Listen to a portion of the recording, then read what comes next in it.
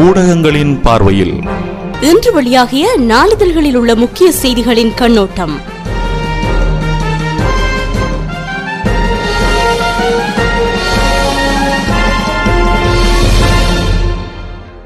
பல எதிர்பார்ப்புகளுக்கு மத்தியில் பிறந்திருக்கும் புத்தாண்டில் சவால்களை வெற்றி கொள்ள வாழ்த்துக்களை தெரிவித்து இந்த நிகழ்ச்சியை ஆரம்பிக்கிறேன்.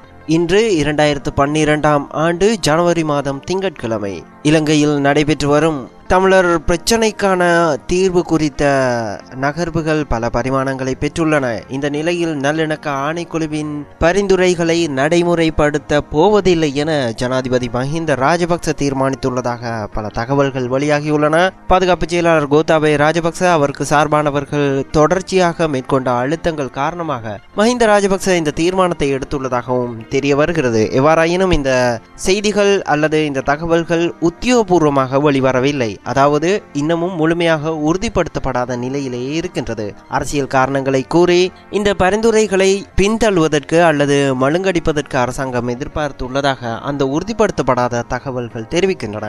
இன்றைய தினம் நாம் தாயகத்திலிருந்து வெளிவரும் தமிழ் நாளிதழ்களை எடுத்துக்கொண்டால் மட்டுப்படுத்தப்பட்ட காணி அதிகாரம் குறித்து பேச தயார் என தமிழ் நாளிதழ்கள் செய்தி வெளியிட்டுள்ளன. அதனை தவிர காணி போலீஸ் அதிகாரங்களை நீக்குவது குறித்து இந்தியாவிற்கு தெரிவிக்க முடியுமா என ஐக்கிய தேசிய கட்சி கேள்வி எழுப்பியுள்ளது. அந்த செய்தி வெளிவந்துள்ளது. அத்துடன் சிங்கள மற்றும் ஆங்கில நாளிதழ்களை எடுத்துக்கொண்டால் தொடர்ந்தும் சர்ச்சைக்கு உள்ளாகியுள்ள கல்வி பொதுத்தராதர உயர்தர பரீட்சை பெறுபவர்கள் குறித்த சில செய்திகளும், நேற்றைய தினம் நடைபெற்ற மக்கள் விடுதலை முன்னணியின் பொதுச்சபை கூட்டம் குறித்த செய்தியும், இதன் போது கிளர்ச்சியாளர்கள் 9 பேர் கட்சியிலிருந்து நீக்கப்பட்ட செய்தியும் சிங்கள மற்றும் ஆங்கில நாளிதழ்களில் முக்கியமாக வெளியிடப்பட்டுள்ளன. தமிழக நாளிதழ்களில் அரசு ஊழியர்களுக்கு பொங்கல் போனஸ் வழங்குவது குறித்து தமிழக முதலமைச்சர் ஜெயலலிதா வெளியிட்டுள்ள அறிவிப்பு பிரதான செய்தியாக தினமணி மற்றும் தினத்தந்தி பத்திரிகைகளில் வெளியிடப்பட்டுள்ளது. நாம் இன்றைய தினமும் வழமை போல வீரகேசரி பத்திரிகையை முதலாவதாக எடுத்துக்கொள்வோம். காணி போலீஸ் அதிகாரங்களை நீக்குவது குறித்து இந்தியாவிற்கு தெரிவிக்க முடியுமா? அரசாங்கத்திடம் ஐதேக கேள்வி, அதிகாரங்களை வழங்குமாறு வலியுறுத்தல் என்ற தலைப்பில் இன்றைய பிரதான செய்தியை வீரகேசரி வெளியிட்டுள்ளது. காணி மற்றும் போலீஸ் அதிகாரங்கள் அரசியல் சட்டத்தில் ஏற்றுக்கொள்ளப்பட்டவையாகும். இவற்றை நீக்குவதற்கு எந்த ஒரு தனி நபருக்கோ இல்லாவிட்டால் அரசாங்கத்திற்கோ உரிமை இல்லை. மூல சட்டத்தில் உள்ளடக்கப்பட்டுள்ள விடயங்களை நடைமுறைப்படுத்துவதே அரசாங்கத்தின் பொறுப்பாகும் என்று ஐக்கிய தேசிய கட்சியின் பிரதி செயலாளரும் கம்பா மாவட்ட எம்பியுமான ஜெயல ஜெயவர்தன தெரிவித்துள்ளார். 13வது திருத்தத்தை அரசாங்கம் அமுல்படுத்தி அதில் உள்ள அதிகாரங்களை மாகாண சபைகளுக்கு வழங்க வேண்டும் எனவும், இல்லையேல் போலீஸ் காணி அதிகாரங்கள் வழங்கப்பட மாட்டாது எனவும் 13வது திருத்தம் ரத்து செய்யப்படும் என்றும் அரசாங்கம் உள்நாட்டில் கூறி வருவதை இந்தியாவிற்கு தெரிவிக்க முடியுமா எனவும் அவர் கேள்வி எழுப்பியுள்ளதாக அந்த செய்தி நீண்டு செல்கிறது. அரசாங்கத்துக்கும் கூட்டமைப்புக்கும் இடையிலான பேச்சுக்கள் வெற்றியடையும். குழுக்களின் அரசு தரப்பு உறுப்பினர் ராஜீவ விஜயசிங்க என்ற தலைப்பில் ஒரு கட்டமிடப்பட்ட செய்தி வெளியிடப்பட்டுள்ளது. அரசாங்கத்துக்கும் தமிழ் தேசிய கூட்டமைப்புக்கும் இடையிலான அடுத்த கட்ட பேச்சுவார்த்தைகள் இந்த மாதம் பாராளுமன்ற அமர்வுகள் இடம்பெறும் போது தொடர்ந்து 3 நாட்களுக்கு நடைபெறுவதற்கான சாத்தியங்கள் இருப்பதாக அரசாங்க மட்டத்திலிருந்து தெரிய வருகிறது. அந்த வகையில் இந்த மாதம் 18ஆம் 19ஆம் 20ஆம் திகதிகளில் அரசாங்கத்துக்கும் கூட்டமைப்புக்கும் இடையிலான பேச்சுக்கள் பாராளுமன்ற கட்டட தொகுதியில் நடைபெறும் சாத்தியம் உள்ளதாக தெரிய வருகிறது என அந்த செய்தி நீண்டு செல்கிறது. அத்துடன் மட்டுப்படுத்தப்பட்ட காணி அதிகாரம் குறித்து பேச தயார் என்ற தலைப்பில் ஒரு செய்தி வெளியிடப்பட்டுள்ளது. தமிழ் தேசிய கூட்டமைப்புடன் 13வது அரசியலமைப்பு திருத்தத்தின் கீழ் மட்டுப்படுத்தப்பட்ட காணி அதிகாரங்களை எவ்வாறு நடைமுறைப்படுத்துவது என்பது பற்றி அரசாங்கம் பேச்சு நடத்த உள்ளதாக கொழும்பு ஆங்கில வார இதழ் ஒன்று தகவல் வெளியிட்டுள்ளது. காணி விவகாரங்கள் மட்டுமின்றி ஏனைய பல விவகாரங்கள் குறித்தும் பேச்சு நடத்த உள்ளதாக அரச பேச்சுக்குழுவுக்கு தலைமை தாங்கும் அமைச்சர் நிமல் சிறிபாலடி சில்வா தெரிவித்துள்ளார் என அந்த செய்தி நீண்டு செல்கிறது. தமிழ் சிங்கள மக்களை பிரித்தாளும் தீர்வில் கூட்டமைப்பின் எதிர்பார்ப்பு, விமானம் சம்பிக்கவும் குற்றவாளி கூண்டில் ஏறும் நிலை உருவாகும் என்கிறார் அமைச்சர் வாசு என்ற தலைப்பில் ஒரு செய்தி வெளியிடப்பட்டுள்ளது. தமிழ் சிங்கள இனங்களை தனித்தனியாக பிரித்து ஆளும் தீர்வையே தமிழ் தேசிய கூட்டமைப்பு எதிர்பார்க்கிறது. இது இனங்களுக்கிடையே கசப்புணர்வையே ஏற்படுத்தும் என்று அரசாங்கத்தின் பங்காளி கட்சியான ஜனநாயக இடதுசாரி முன்னணியின் தலைவரும் அமைச்சருமான வாசுதேவன் நாணயக்கார தெரிவித்தார். அனைத்து இன மக்களுக்கும் சம உரிமைகளை வழங்குவதே சிறந்த தீர்வாகும் என்றும் அவர் குறிப்பிட்டுள்ளார். சிங்கள மக்கள் அனுபவிக்கும் அனைத்து உரிமைகளும் தமிழ் மக்களுக்கும் வழங்கப்பட வேண்டும். இவ்வாறான தீர்வை வழங்குவதை எதிர்க்கும் அமைச்சர்களான விமல் வீரவங்ச, சம்பிக்க ரணவக்க ஆகியோர் எதிர்காலத்தில் குற்றவாளி கூண்டில் ஏறும் நிலைமை உருவாகும் எனவும் அமைச்சர் வாசுதேவன் நாணயக்கார தெரிவித்ததாக அந்த செய்தி நீண்டு செல்கிறது. தெரிவித்துள்ளது. அமைச்சர்களான சம்பிக்க விமல் ஆகியோரின் கருத்துக்கள் குறித்து சுதந்திர கட்சியினர் அதிருப்தி, ஜனாதிபதியிடம் விளக்கவும் முஸ்தீப்பு என்ற தலைப்பிலும் ஒரு செய்தி வெளியிடப்பட்டுள்ளது. அரசாங்கத்தின் பங்காளி கட்சியான ஜாதிக ஹெலோருமே மற்றும் தேசிய சுதந்திர முன்னணியின் சார்பில் அமைச்சர் பதவி வகிப்போர் அரசாங்கத்திற்கு எதிரான கருத்துக்களை வெளியிடுவது அரசாங்கத்திற்கு மிகுந்த நெருக்கடியை ஏற்படுத்தியுள்ளதாக ஸ்ரீலங்கா சுதந்திர கட்சியின் சிரேஷ்ட உறுப்பினர்கள் தெரிவித்துள்ளனர். இனப்பிரச்சினை தொடர்பாக கலந்து ஆலோசிப்பதற்கு நேரத்தை ஒதுக்கி தருமாறு சிரேஷ்ட உறுப்பினர்கள் ஜனாதிபதியுடன் கோரிக்கை விடுத்திருப்பதாகவும், இதற்கான நேரம் ஒதுக்கி தரப்பட்டால் அமைச்சர்களான சம்பிக்க ரணவக்க விமல் வீரவங்ச ஆகியோர் குறித்து முறைப்பாடுகளை அவர்கள் முன்வைக்கலாம் எனவும் அந்த செய்தி நீண்டு செல்கிறது. அமைச்சர்களான சம்பிக்க ரணவக்க விமல் வீரவங்ச ஆகியோர் அண்மை காலமாக அரசாங்கத்திற்கு எதிராக பல்வேறு பகிரங்க பிரசாரங்களை முன்னெடுத்து வருகின்றனர். இந்த நிலையிலே ஸ்ரீலங்கா சுதந்திர கட்சியினர் ஜனாதிபதியிடம் இது குறித்து முறைப்பாடு செய்ய உள்ளதாக அந்த செய்தி வெளிவந்துள்ளது.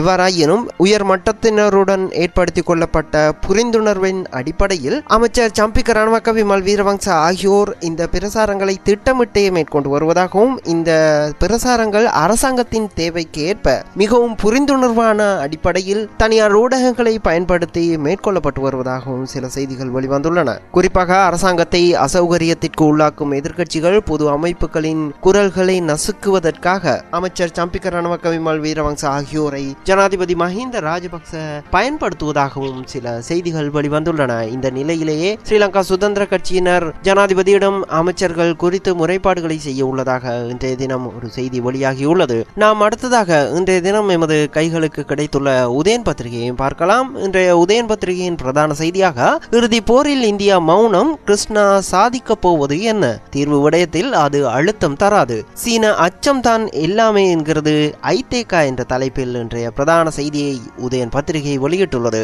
இறுதிக்கட்ட போரின் போது மௌனம் காத்த இந்தியா தற்போது தீர்வு திட்ட விடயத்தில் இலங்கை வருவதும் போவதும் என்ற போக்கையே அக்கறையாக கொண்டுள்ளது. அத்துடன் தமிழ்நாட்டு அரசியல் பிரமுகர்களை திருப்திப்படுத்தவே தங்களின் பிரதிநிதிகளை அடிக்கடி இலங்கைக்கு அனுப்புகிறது. இலங்கை சீனா பக்கம் சார்ந்துவிடும் என்ற அச்சத்தால் இந்திய அரசு தீர்வு திட்ட விடயத்தில் இலங்கைக்கு அழுத்தம் கொடுப்பது என்பது திட்ட தெளிவு. இதனை என்னால் உறுதியாக கூற முடியும் என ஐக்கிய தேசிய கட்சியின் கண்டி மாவட்ட நாடாளுமன்ற உறுப்பினரும் முன்னாள் வெளிவிவகார அமைச்சருமான லக்ஷ்மண் கிரியால நேற்று உதயனுக்கு தெரிவித்துள்ளதாக அந்த செய்தி நீண்டு செல்கிறது. உள்நாட்டு தீர்வு விடயத்தில் இந்தியா தலையிடும் பின்னணியில் மேற்குலகம், கிருஷ்ணா வருகைக்கு தேசப்பட்டுள்ள தேசிய இயக்கம் எதிர்ப்பு என்ற தலைப்பிலும் ஒரு செய்தி வெளியிடப்பட்டுள்ளது.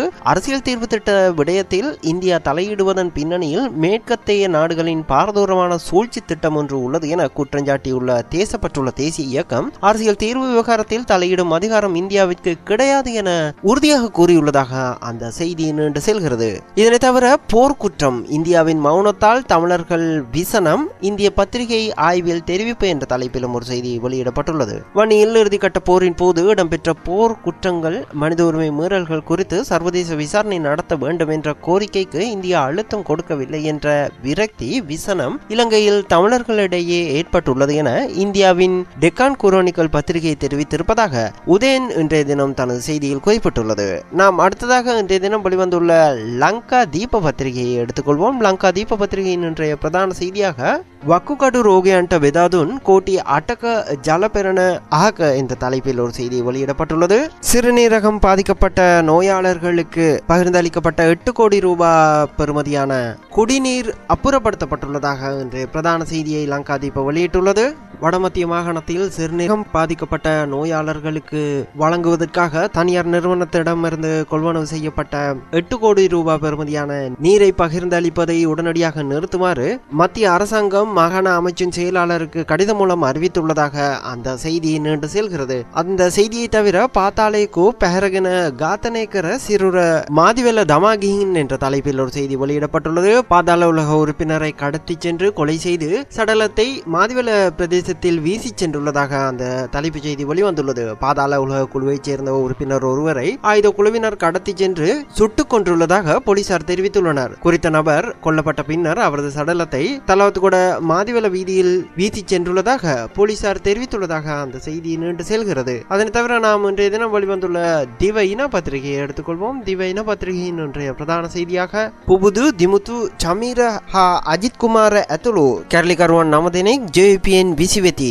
சோமவங்ச யலி நாயக்கத்வேட்ட என்ற தலைப்பில் இன்றைய பிரதான செய்தியை அந்த பத்திரிகை வெளியிட்டுள்ளது. புபுது திமுத்து சமீர மற்றும் அஜித் குமார் உள்ளிட்ட கிளர்ச்சியாளர்கள் 9 பேர் JVPயில் இருந்து வெளியேற்றப்பட்டனர். சோமவங்ச அமரசிங்க மீண்டும் தலைமைத்துவத்தில் என்ற தலைப்பில் இன்றைய பிரதான செய்தியை அந்த பத்திரிகை வெளியிட்டுள்ளது. JVPயின் கட்சியின் தலைவராக மீண்டும் சோமவங்ச அமரசிங்க தெரிவு செய்யப்பட்டுள்ளார். திஸ்ஸ மஹராம திபரவெல மைதானத்தில் நடைபெற்ற மக்கள் விடுதலை முன்னணியின் பொதுச்சபை கூட்டத்தில் இந்த தீர்மானம் எடுக்கப்பட்டுள்ளது. இதனிடையே கிளர்ச்சி குழுவைச் சேர்ந்த 9 உறுப்பினர்களையும் கட்சியை விட்டு நீக்குவது என கட்சியின் பொதுச்சபை கூட்டத்தின் போது தீர்மானிக்கப்பட்டுள்ளதாக அந்த செய்தி நீண்டு செல்கிறது.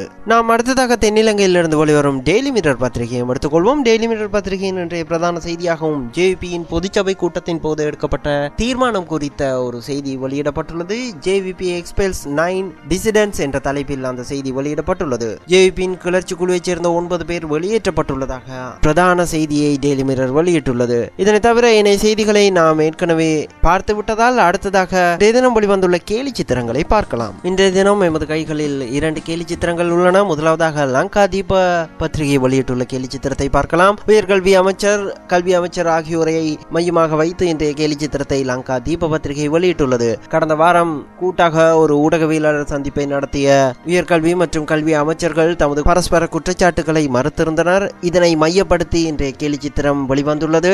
உயர்கல்வி அமைச்சர் SP திசாநாயக்க, கல்வி அமைச்சர் பந்துல குணவர்தன ஆகியோர் நிர்வாணமாக ஊடகங்களுக்கு முன்னே இருப்பதை போலவும் உயர்கல்வி அமைச்சரது நிர்வாணத்தை கல்வி அமைச்சர் பந்துல குணவர்தன மறைப்பதை போலவும் கல்வி அமைச்சரின் நிர்வாணத்தை உயர்கல்வி அமைச்சர் SP திசாநாயக்க மறைப்பதை போலவும் இந்த கேலி சித்திரத்தை லங்கா தீப வெளியிட்டுள்ளது. இன்றைய தினம் வெளிவந்துள்ள திவைன பத்திரிகையின் கேலி சித்திரமும் உயர்தர பரீட்சை பெறுபேறுகளில் ஏற்பட்ட குளறுபடிகளை மையமாக வைத்து வரையப்பட்டுள்ளது. வெளிவந்துள்ள பெறுபேறுகளை எடுத்துக்கொண்டு தலை தெரிக்க அமைச்சர்கள் ஓடுவதை போலவும் இதனை மஹிந்த ராஜபக்ச வேடிக்கை பார்த்து கொண்டிருப்பதை போலவும் இந்த கேலி சித்திரத்தை திவைன பத்திரிகை வெளியிட்டுள்ளது. அத்துடன் டெய்லி மிரர் பத்திரிகையும் இலங்கையின் கல்வித்துறையை மையமாக வைத்து தனது கேலி சித்திரத்தை வெளியிட்டுள்ளது. இலங்கையின் கல்வித்துறைக்கு முன்பாக கோமாளிகள் சிலர் இருந்து நடனமாடுவதை போலவும் மாயாஜால வித்தைகளை காண்பிக்கும் ஒரு சிறு பிள்ளை 2012ஆம் ஆண்டுடன் காட்சி அளிப்பதை போலவும் இந்த கேலி சித்திரத்தை டெய்லி மிரர் வெளியிட்டுள்ளது. நாம் அடுத்ததாக இன்றைய தினம்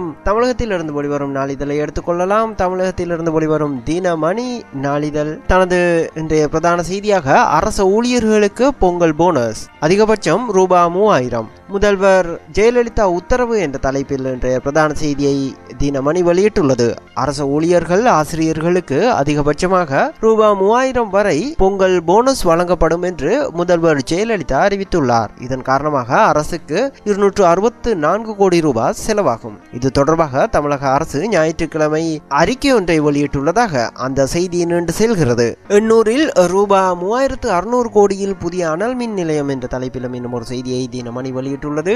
எண்ணூரில் 3600 கோடி ரூபாய் மதிப்பில் 600 மெகாவாட் திறனுள்ள புதிய அனல் மின் நிலையம் அமைக்க முதலமைச்சர் ஜெயலலிதா உத்தரவிட்டுள்ளார். இந்த அனல் மின் நிலையம் எதிர்வரும் 2015ஆம் ஆண்டு இறுதிக்குள் செயற்பட ஆரம்பிக்கும் என தமிழக அரசு அறிவித்துள்ளது என அந்த செய்தி நீண்டு செல்கிறது. இதனை தவிர கடலூர் மாவட்டத்தில் பள்ளிகளுக்கு 4ஆம் திகதி வரை விடுமுறை என்ற தலைப்பிலும் ஒரு செய்தி வெளிவந்துள்ளது. கடலூர் மாவட்டத்தில் பாடசாலைகளுக்கு எதிர்வரும் 4ஆம் திகதி வரை விடுமுறை வழங்கப்பட்டுள்ளது. 5ஆம் திகதி பாடசாலைகள் திறக்கப்படும் என அறிவிக்கப்பட்டுள்ளது. தானே புயல் காரணமாக கடலூர் மாவட்டம் முழுவதும் கடுமையாக பாதிக்கப்பட்டுள்ளது. இதில் பாடசாலை கல்லூரிகளில் மரங்கள் வீழ்ந்தும் மின் கம்பங்கள் சாய்ந்தும் வகுப்பறை கட்டிடங்களுக்கு பாதிப்பு ஏற்பட்டுள்ளதால் மேற்கண்ட அறிவிப்பு விடுக்கப்பட்டுள்ளதாக அந்த செய்தி நீண்டு செல்கிறது.